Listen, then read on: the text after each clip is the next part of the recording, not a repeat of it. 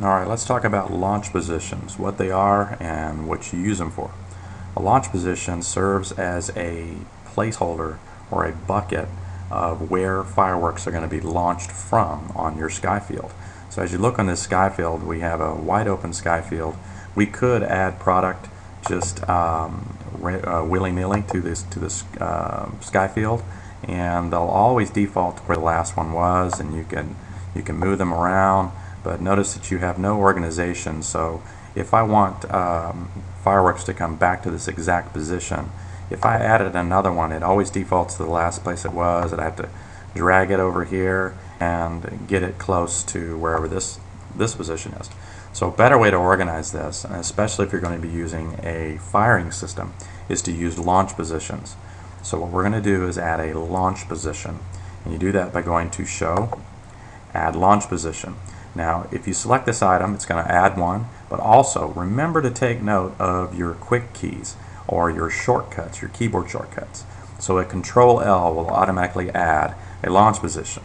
So I'm going to pick Add Launch Position, and notice that it put a launch position in the middle of my screen is where it defaults the first one, and it's called Position 01. You can change this launch position title to however you want, but it's going to default right here into the middle.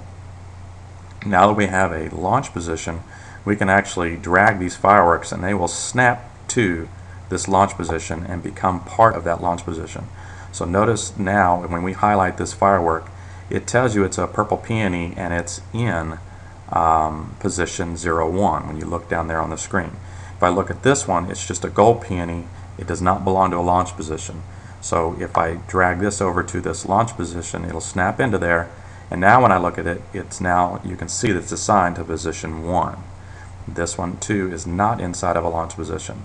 So we can actually drag this one over into this launch position. And now it will become part of that launch position. So now any new product that we add, we will automatically snap to this launch position because the little cradle indicator, this little caret, is pointing to this launch position. So if I select a white peony now, it's going to drop into that launch position.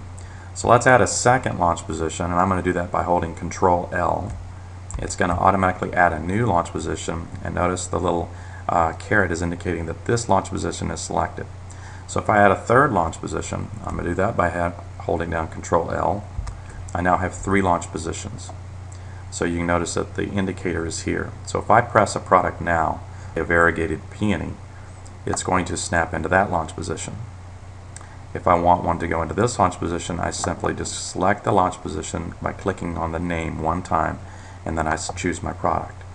And if I continue to choose products, they will automatically go into that launch position. You can see how we're organizing launch positions and the use of them. Now they'll become more critical for when you're using firing systems.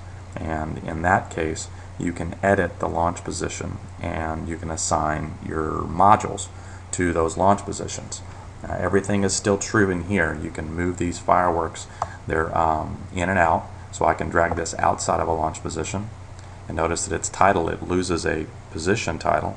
So if I put it back, if I move it over this launch position, it'll go now be assigned to this launch position. And that's it.